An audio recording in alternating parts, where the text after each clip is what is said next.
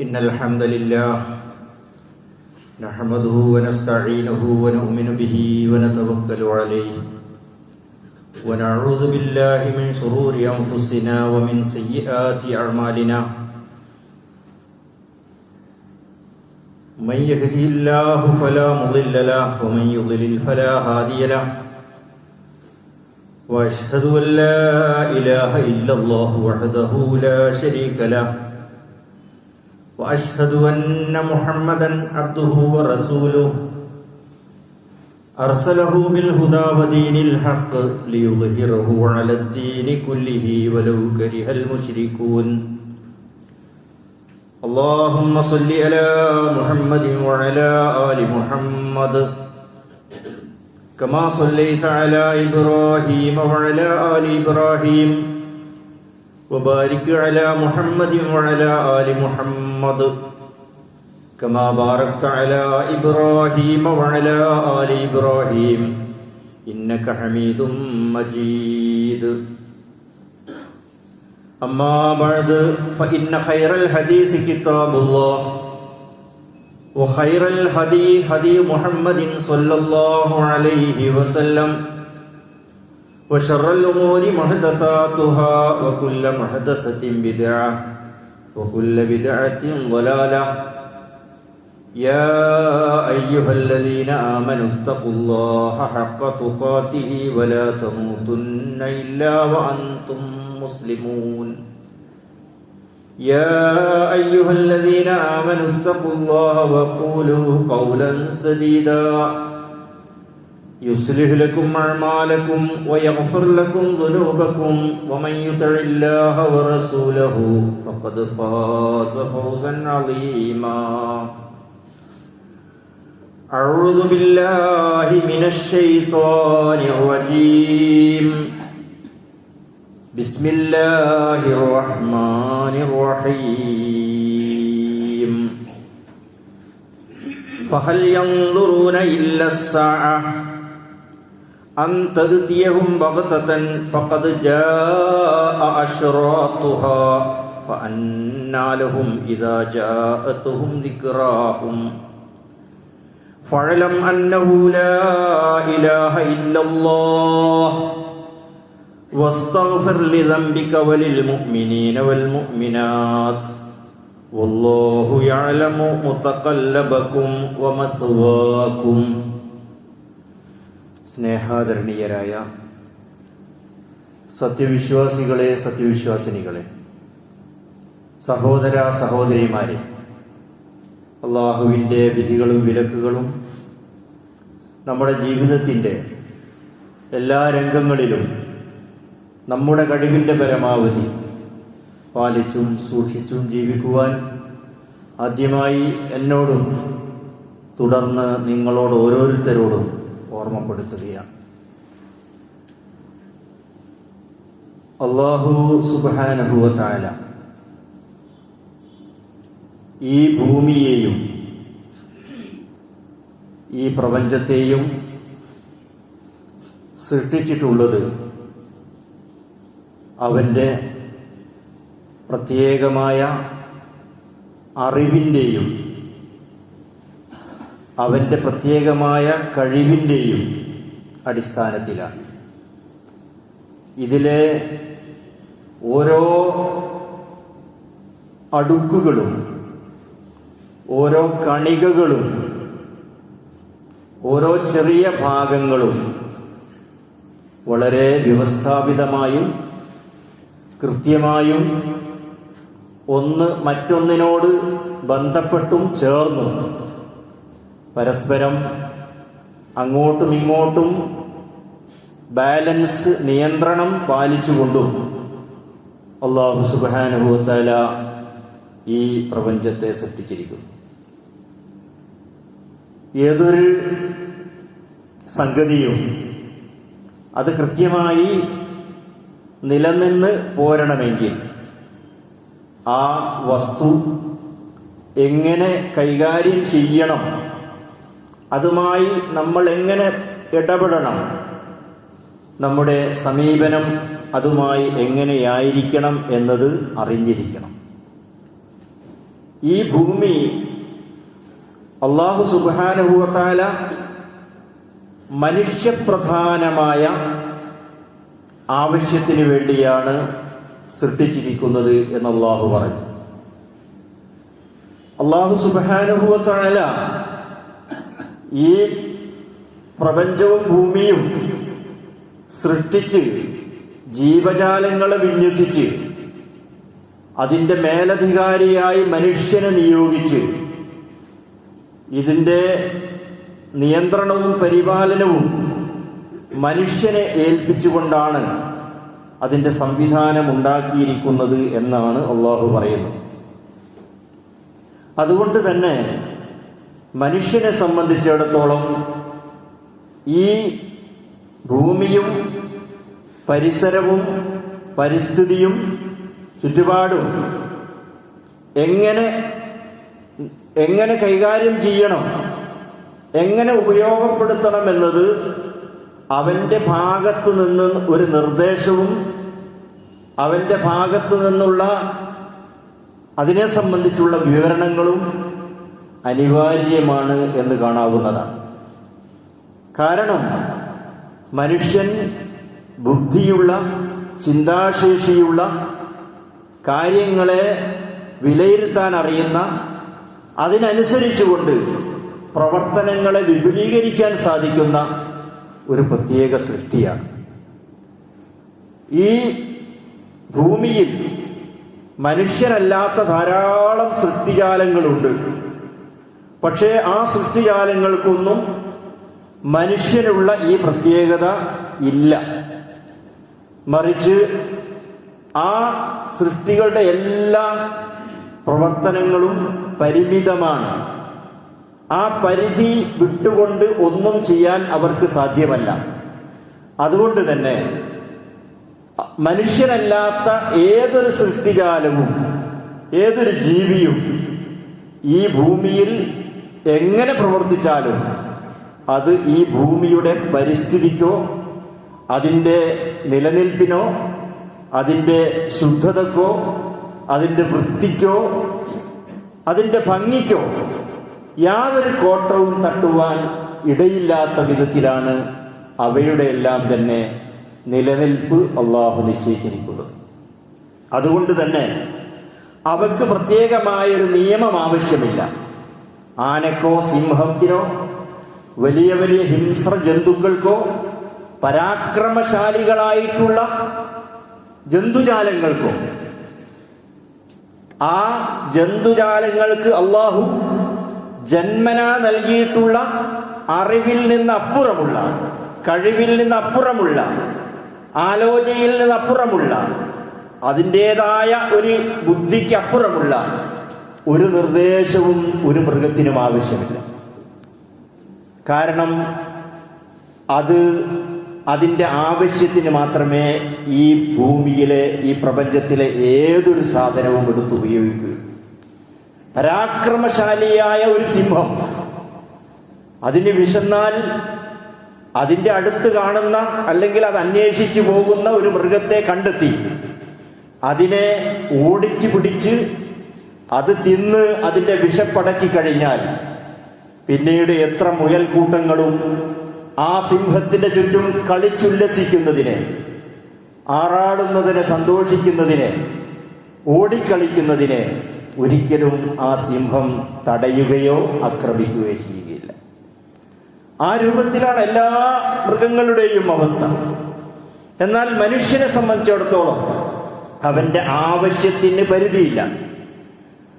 അവൻ എത്ര കിട്ടിയാലും അത് തികയുകയില്ല. എത്ര വാരിക്കൂട്ടിയാലും അതിനപ്പുറമുള്ളതിനെ സമ്പാദിക്കുക എന്ന ഒരു അവസ്ഥയാണ് മനുഷ്യനുള്ളത്.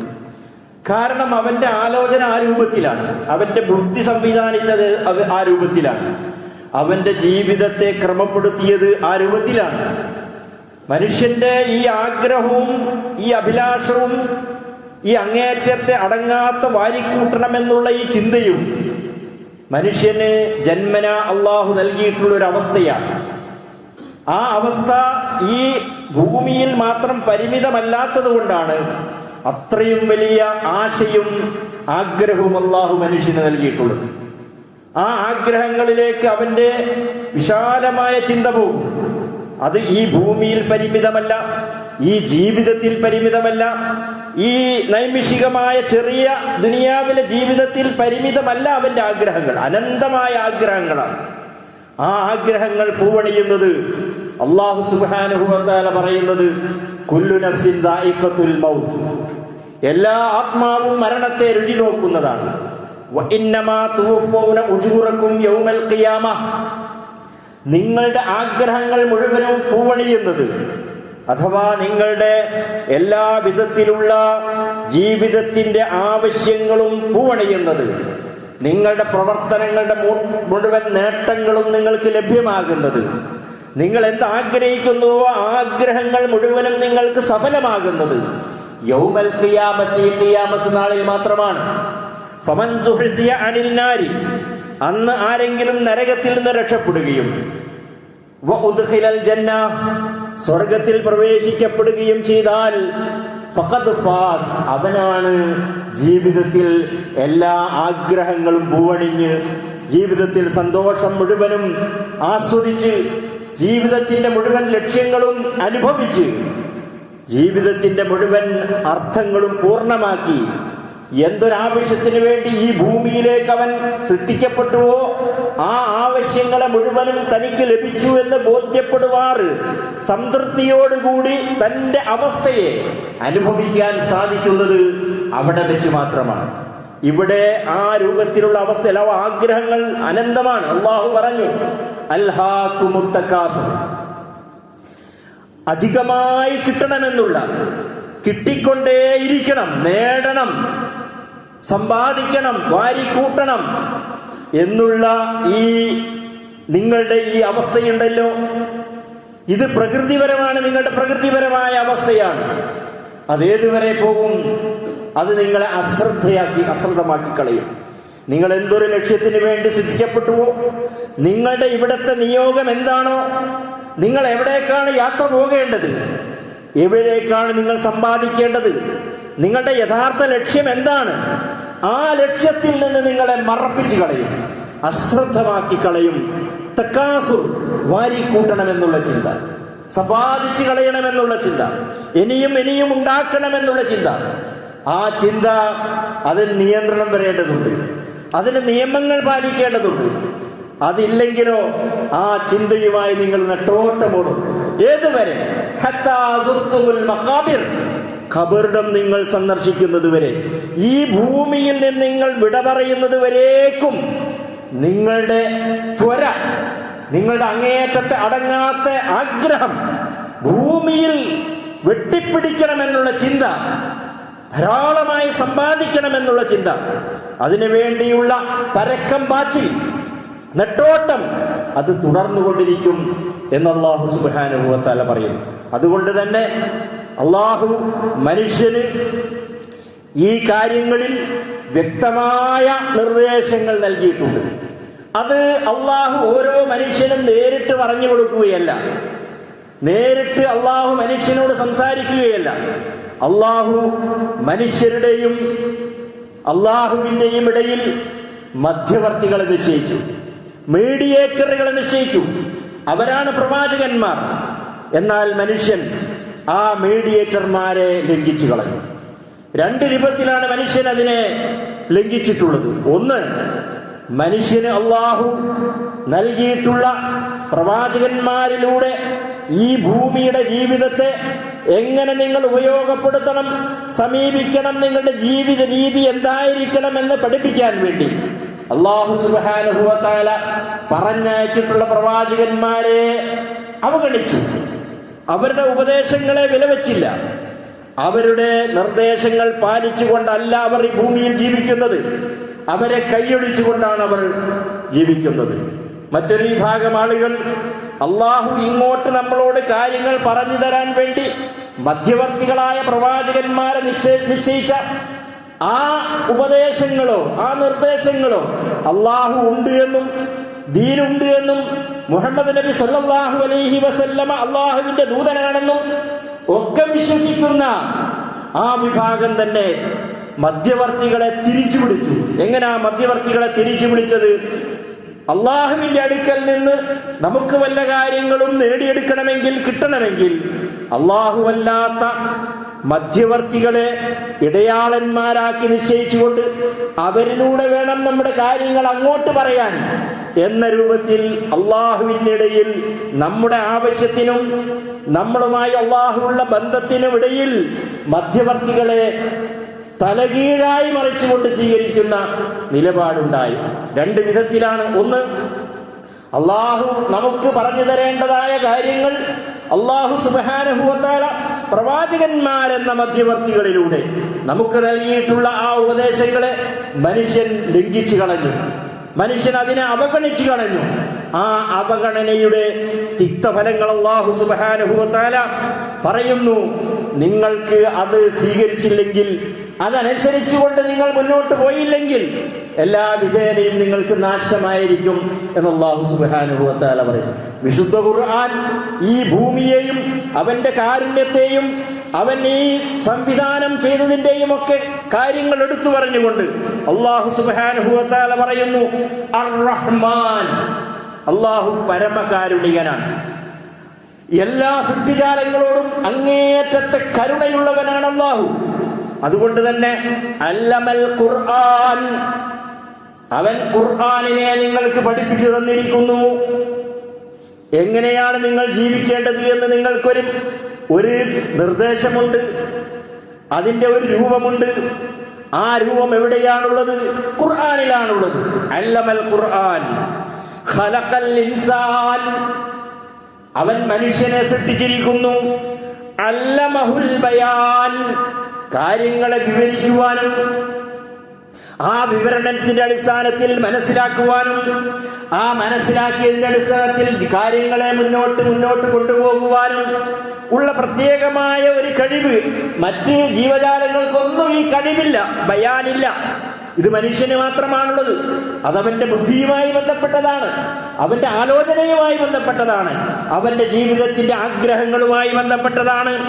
ആ ബയാൻ അല്ലാഹു നൽകിയിരിക്കുന്നു. അങ്ങനെയൊക്കെയുള്ള മനുഷ്യന് അശ്ശംസു വൽ ഖമറു ബിഹുസ്ബാൻ, അവൻ കാണുന്ന സൂര്യനെ, അവൻ കാണുന്ന ചന്ദ്രനെ, അതെല്ലാം ഇങ്ങനെ പ്രത്യേകമായ കണക്കിന്റെ അടിസ്ഥാനത്തിൽ അല്ലാഹു സൃഷ്ടിച്ചിരിക്കുന്നു. അതിന്റെ ചലനത്തിന്, അതിന്റെ നിലനിൽപ്പിന്, അതിന്റെ ഭ്രമണത്തിന് കണക്കുകളുണ്ട്. നിശ്ചിതമായ യാതൊരു തരത്തിലുള്ള സെക്കൻഡുകൾക്ക് വ്യത്യാസമില്ലാതെ നമ്മൾ ഉണ്ടാക്കുന്ന വാഹനങ്ങൾ, നമ്മൾ പ്രതീക്ഷിക്കുന്ന വാഹനങ്ങൾ, നമ്മൾ കാത്തിരിക്കുന്ന വാഹനങ്ങൾ സമയം തെറ്റിയാണ് വരുന്നത്. എന്നാൽ അല്ലാഹു രാവും പകലും അതിന്റെ ഓരോ ചലനങ്ങൾ, അതിന്റെ ഓരോ കാര്യങ്ങൾ, ഈ കാര്യങ്ങളിൽ ഇതെല്ലാം ഭ്രമണം ചെയ്തുകൊണ്ടിരിക്കുകയാണ്. സെക്കൻഡ്, മൈക്രോ സെക്കൻഡ് വ്യത്യാസമില്ലാതെ ക്ലിപ്തമായ കണക്കിന്റെ അടിസ്ഥാനത്തിൽ ഈ ഭൂമിയെയും പ്രപഞ്ചത്തെയും അല്ലാഹു സൃഷ്ടിച്ചിരിക്കുന്നു. എത്ര അത്ഭുതകരമായിട്ടാണ്! ഏത് രൂപത്തിലാണ് നമ്മൾ ഇതിനോട് സമീപിക്കേണ്ടത് എന്ന് ഇതിൽ മനസ്സിലാക്കാൻ സാധിക്കും. വന്നജ്മു വശജറു യസ്ജുദാൻ, അതുപോലെ തന്നെ മരങ്ങളും ചെടികളുമെല്ലാം യസ്ജുദാൻ, അല്ലാഹുവിന്റെ സുജൂദ്, സാഷ്ടാംഗം നമിച്ചുകൊണ്ടിരിക്കുന്നു.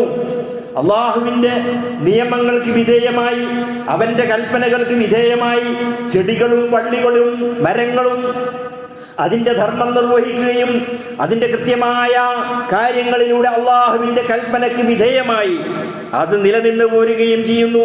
അള്ളാഹുവിന് സുജൂദ് ചെയ്തുകൊണ്ടിരിക്കുന്നു.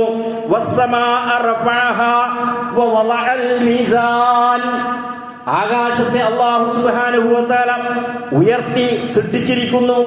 വവളഅൽ മീസാൻ, അതിന് ബാലൻസ് നിശ്ചയിച്ചിരിക്കുന്നു. നിയന്ത്രണം, അതിന്റെ ബാലൻസ് അല്ലാഹു കണക്കാക്കിയിരിക്കുന്നു. എന്തിനു വേണ്ടി?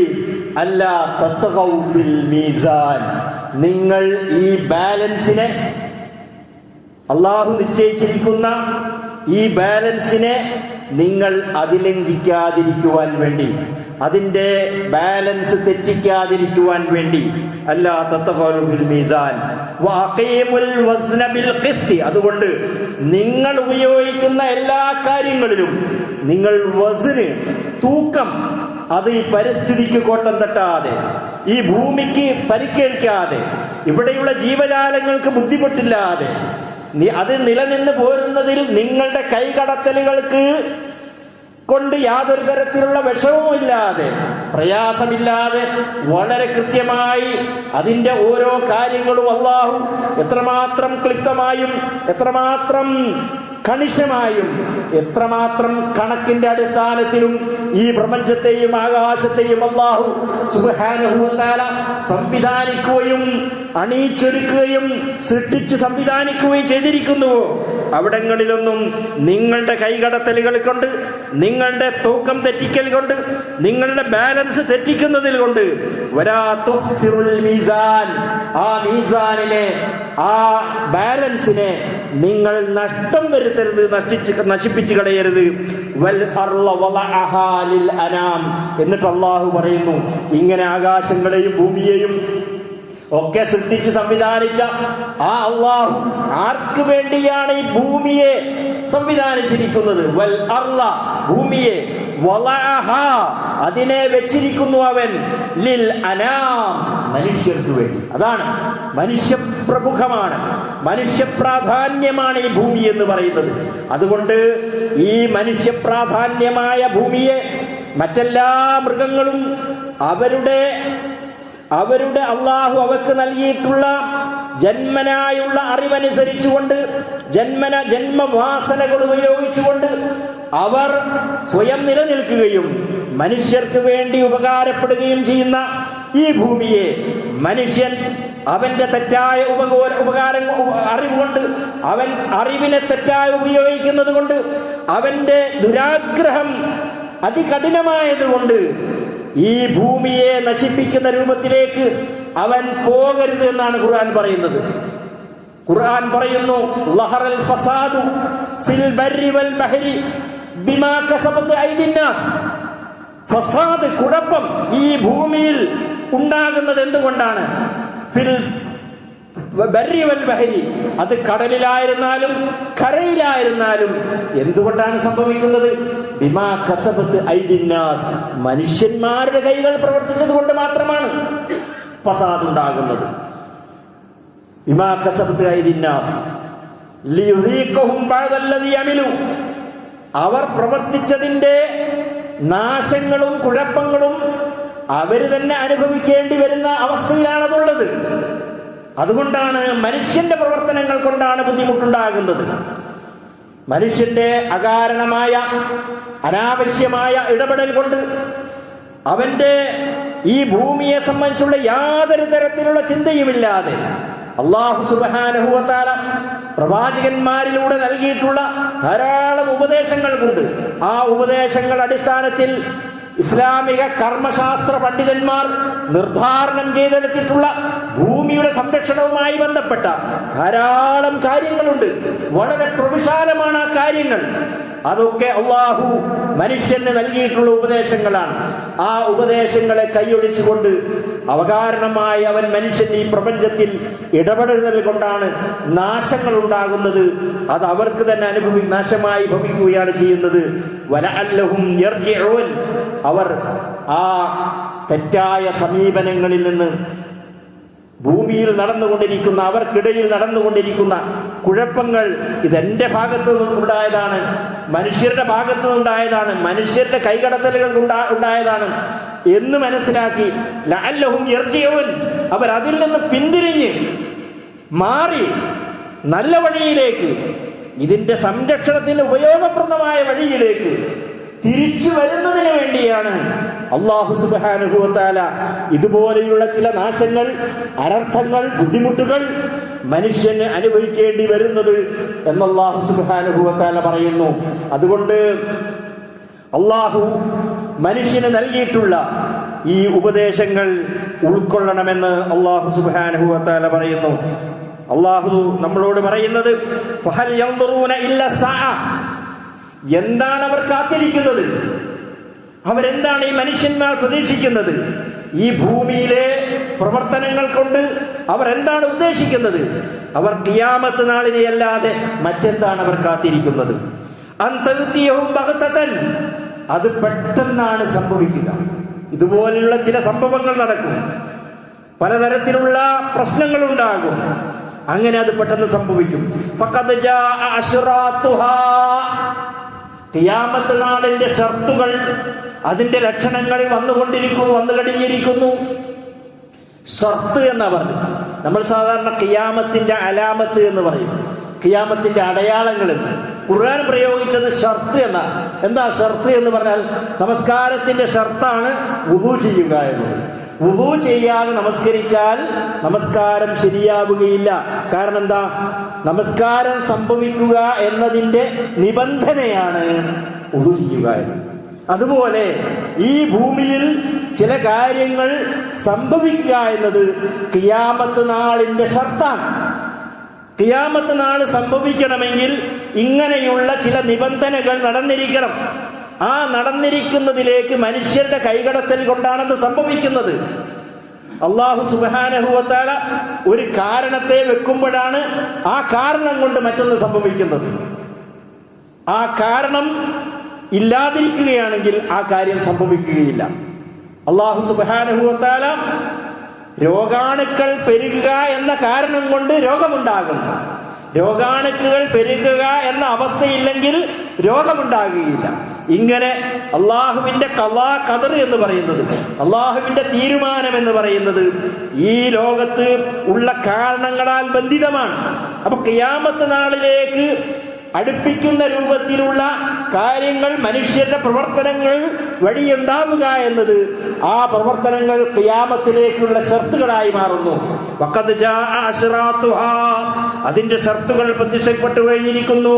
ഫഅന്നാ ലഹും ഇദാ ജാഅതുഹും ദിക്റാഹും, ആ ഷർത്തുകളെയൊക്കെ അവഗണിക്കുകയും ഖിയാമത്ത് നാളിനെ സംബന്ധിച്ച് ശ്രദ്ധയില്ലാതിരിക്കുകയും ചെയ്ത മനുഷ്യനെ സംബന്ധിച്ചിടത്തോളം അതങ്ങ് വന്നു കഴിഞ്ഞാൽ അള്ളാഹുവിന്റെ ഉത്ബോധനങ്ങൾ എങ്ങനെയാണ് അവൻ ഉപകാരപ്പെടുക? ഉത്ബോധനങ്ങൾ, ദിക്ർ, ഉത്ബോധനം, ഖുർആനിന്റെ ഉത്ബോധനം, അതിന്റെ മുമ്പായി മനുഷ്യൻ ആലോചിക്കണം, മനുഷ്യൻ ചിന്തിക്കണം. ഖുർആനിനെ പറ്റി അവൻ ആലോചിക്കണം, ഖിയാമത്ത് നാളിനെ സംബന്ധിച്ച് ചിന്തിക്കണം. ഖുർആൻ പറഞ്ഞിട്ടുള്ള ഈ ഭൂമിയിലെ കാര്യങ്ങളെ സംബന്ധിച്ചുള്ള ദിക്ർ, ഉത്ബോധനങ്ങൾ ആ രൂപത്തിലാണ് ഉപകാരപ്പെടുക. വന്നു കഴിഞ്ഞാൽ എന്തുപകാരപ്പെടാനാണ് ഉപദേശങ്ങൾ? ഫഅലം, അതുകൊണ്ട് നീ മനുഷ്യ മനസ്സിലാക്കുക, അന്നഹു, തീർച്ചയായും കാര്യമെന്തെന്നാൽ ലാ ഇലാഹ ഇല്ലല്ലാഹ്, ഈ പ്രപഞ്ചങ്ങളെ മുഴുവനും സൃഷ്ടിച്ച് സംവിധാനിച്ച് സംരക്ഷിച്ചു പോരുന്നവനല്ലാതെ നിങ്ങൾക്ക് ആരാധ്യനായി, നിങ്ങളുടെ കാര്യങ്ങൾ കേൾക്കാനായി, നിങ്ങളുടെ ആവശ്യങ്ങൾ ബോധിപ്പിക്കാനായി, നിങ്ങളുടെ സങ്കടങ്ങൾ വിവരിച്ചു കൊടുക്കാനായി, നിങ്ങളുടെ ആവലാദികൾ ബോധിപ്പിക്കാനായി, നിങ്ങളുടെ ഇബാദത്തുകൾ നിർവഹിക്കാനായി, നിങ്ങളുടെ പ്രാർത്ഥനകൾ സ്വീകരിക്കാനായി അല്ലാഹുവല്ലാതെ മറ്റാരുമില്ല എന്ന കാര്യമാണ് യഥാർത്ഥത്തിലുള്ള വസ്തുത എന്നുള്ള പറയാണ്. വസ്തഗ്ഫിർ ലിദംബിക, അതുകൊണ്ട് പ്രവാചകനോട് അല്ലാഹു പറയാണ്, വസ്തഗ്ഫിർ ലിദംബിക, നിന്റെ പാപങ്ങളിൽ നീ അല്ലാഹുവിനോട് ഇസ്തിഗ്ഫാർ ചെയ്യുക. വലിൽ മുഅ്മിനീന വൽ മുഅ്മിനാത്ത്, സത്യവിശ്വാസികൾക്കും സത്യവിശ്വാസിനികൾക്കും വേണ്ടി അല്ലാഹുവിനോട് പ്രാർത്ഥിക്കുക എന്ന് അല്ലാഹു നബി സല്ലല്ലാഹു അലൈഹി വസല്ലമയോട് പറയുന്നു. ഈ പ്രപഞ്ചത്തിലുള്ള ഇടപാടുകൾ, നമ്മുടെ സമീപനങ്ങൾ, അതിൽ വന്നിട്ടുള്ള പോരായ്മകൾ എന്താണോ എന്ന് മനസ്സിലാക്കി അല്ലാഹുവിനോട് ഇസ്തിഗ്ഫാർ ചെയ്യേണ്ടവരാണ് വിശ്വാസികൾ. അല്ലാഹുവിനോട് ഇസ്തിഗ്ഫാർ ചെയ്യേണ്ടവരാണ് സത്യവിശ്വാസികൾ. ആ രൂപത്തിൽ പ്രപഞ്ചത്തെ നോക്കിക്കാണേണ്ടവരാണ് സത്യവിശ്വാസികൾ എന്ന് അല്ലാഹു പറയുന്നു. വൽ മുഅ്മിനാത്ത് വല്ലാഹു യഅലമു, തീർച്ചയായും അല്ലാഹു അറിയും. മുതകല്ലബകും വമസ്വാകും, നിങ്ങളുടെ പോക്കുവരവുകളെ, നിങ്ങൾ എങ്ങോട്ട് പോകുന്നു, നിങ്ങളുടെ പോക്കിന്റെ ഉദ്ദേശം എന്താണ്? ആ പോക്ക് കഴിഞ്ഞ് നിങ്ങൾ എങ്ങോട്ടാണ് തിരിച്ചു വരുന്നത്? നിങ്ങൾ തിരിച്ചു വരുന്നതിന്റെ ഉദ്ദേശം എന്താണ്? അങ്ങനെ നിൽക്കുന്നതിന്റെയും ചലിക്കുന്നതിന്റെയും ചലനമില്ലാതിരിക്കുകയും അനങ്ങാതിരിക്കുന്നതിന്റെയും നിങ്ങളുടെ എല്ലാ അവസ്ഥകളെയും വല്ലാഹു യഅലമു, അല്ലാഹുവിനറിയാം എന്ന കാര്യം നമ്മുടെ ഓരോരുത്തരുടെയും മനസ്സിലുണ്ടായിരിക്കണം. അതിന്റെ അടിസ്ഥാനത്തിലാണ് നമ്മുടെ ജീവിതത്തെ ക്രമപ്പെടുത്തേണ്ടത്, ഈ ഭൂമിയെ നമ്മൾ സമീപിക്കേണ്ടത്, ഇവിടെ കാര്യങ്ങളെ നമ്മൾ ഉപയോഗപ്പെടുത്തേണ്ടത്. അല്ലാഹു സുബ്ഹാനഹു വ തആല നമുക്കതിന് തൗഫീഖ് നൽകി അനുഗ്രഹിക്കുമാറാകട്ടെ. നമ്മുടെ ജീവിതത്തിൽ വന്നുപോയിട്ടുള്ള അപാകതകളും പോരായ്മകളും അല്ലാഹു നമുക്ക് വിട്ടുപുറത്ത് മാപ്പ് നൽകി അനുഗ്രഹിക്കുമാറാകട്ടെ.